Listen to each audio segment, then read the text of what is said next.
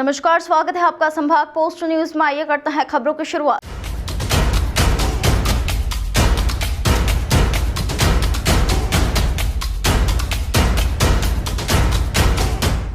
मध्य प्रदेश की आर्थिक राजधानी इंदौर में साउथ के फिल्म से इंस्पायर होकर युवती को इंजेक्शन लगाने वाले मामले में अब नया मोड़ आ गया है। तमाम सबूत और पूछताछ में पुलिस ने पुष्टि की है कि इंजेक्शन में जो ब्लड का उपयोग किया गया था वह हॉस्पिटल से चुराया गया था। दरअसल पूरा मामला सराफा थाना क्षेत्र का है, जहां पर एक युवती ने शिकायत दर्ज कराई थी कि उससे युवक द्वारा इंजेक्शन लगाने का प्रयास किया गया है। पूरे मामले में पुलिस ने छानबीन करते हुए चंद घंटे में किशोर और संजय नामक 2 युवकों को पकड़ा है। इसके बाद लगातार पूछताछ में पुलिस के पास कुल 7 नाम सामने आए, जिसमें एक महिला का नाम भी सामने आया था, जिसने हॉस्पिटल से मरीज का ब्लड चुराकर बदमाशों को दिया था और उसके बाद ये इंजेक्शन का प्रयोग युवती पर किया गया। पुलिस ने सरकारी अस्पताल में काम करने वाली महिला को भी हिरासत में ले लिया है और तमाम सबूतों के आधार पर पूछताछ की जा रही है। वहीं 2 व्यक्तियों की तलाश की जा रही है। जो इंजेक्शन पुलिस ने जब्त किया था उसे लेबोरेटरी में जांच करने के लिए भेज दिया गया है। वहीं उसकी अभी रिपोर्ट आना बाकी है। पुलिस का कहना है कि साउथ की एक फिल्म देखने के बाद इस तरह से इसका उपयोग किया गया था। ये जैसा कि आप लोगों को मालूम है, 12 मार्च को सराफा मार्केट में एक 22 वर्षीय युवती को अचानक से उसका रास्ता रोककर बड़े ही प्लान्ड वे में उसको इंजेक्शन लगाया गया था। लड़की थी वो, जो लड़की है वो मल्हारगंज की रहने वाली है। इसी प्रकरण में बड़ी इन्वेस्टिगेशन, अच्छी इन्वेस्टिगेशन करते हुए हमारे एसीपी जो सराफा हैं हेमंत और हमारे टीआई साहब दीपक यादव, बहुत ही मेटिकुलस और बहुत ही डीप इन्वेस्टिगेशन इन लोगों ने की है। जब उस पूरे प्रकरण में हमारी जो पुलिस की इन्वेस्टिगेशन गई है तो उसमें ये निकल के आया था कि इस महिला का किसी एक व्यक्ति के साथ कुछ बोलचाल था और वो उस बोलचाल का गलत मतलब निकाल चुका था और एक तरफा कहीं एक प्रेम प्रसंग इसमें बात निकल के आई है।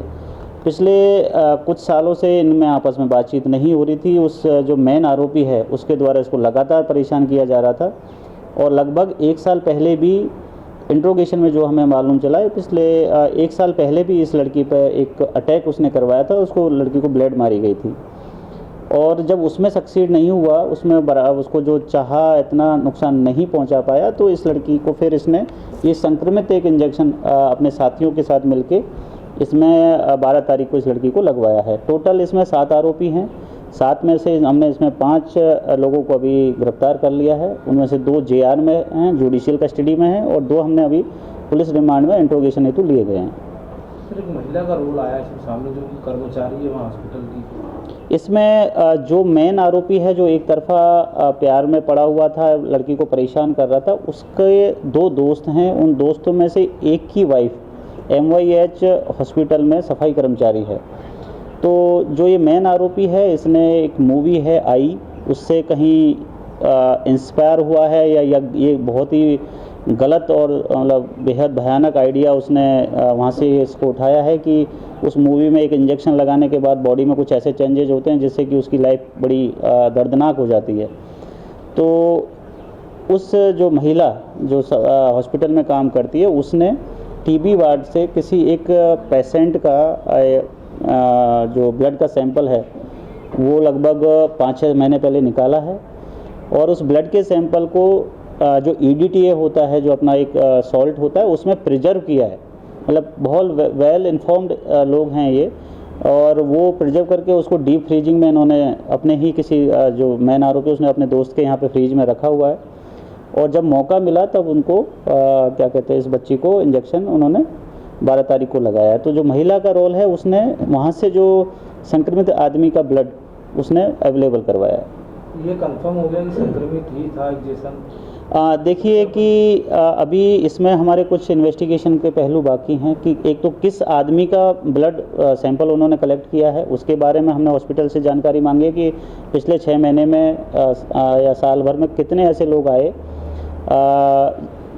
जो हमारी इन्वेस्टिगेशन के हिसाब से एक्सपायर हो गए या फिर जिनका लिया जा सकता है। दूसरी चीज़, जो वायल हमें मिला है उसमें संक्रमण की पुष्टि हो गई है। तो इसमें उसी हिसाब से फिर हमने इसमें धारा भी बढ़ाई है और इसमें बड़ी सख्त वैधानिक कार्रवाई हम आगे करने वाले हैं। अभी बच्ची की स्वास्थ्य कैसा है? बच्ची का स्वास्थ्य बिल्कुल ठीक है। उसको जो ट्रीटमेंट वाला पार्ट में उसमें हमने प्रिकॉशनरी जो मेजर्स लेने थे डॉक्टर से सलाह करके उनकी काउंसलिंग भी चल रही है और उनको जो एंटीडोट है वो भी लग गया है। अभी बिल्कुल स्वस्थ है, किसी भी तरीके के साइन और सिम्टम उसमें नहीं है, बल्कि बिल्कुल स्वस्थ है। और कामना करते हैं कि आने वाले टाइम में भी इंदौर पुलिस हम कामना करते हैं कि वो बिल्कुल स्वस्थ बनी रहे। महिला को गिरफ्तार कर लिया? महिला को हमने इसमें गिरफ्तार कर लिया है। अभी जो जिसने रास्ता रोका था और जिसने पीछे से इंजेक्शन लगाया था वो 2 आरोपी अभी फरार हैं, क्योंकि उनको पहले से ही पूरी स्टोरी का मालूम था। तो उनके लिए हमारी लगातार टीम लगी हुई है, जल्दी उनकी भी गिरफ्तारी हो जाएगी।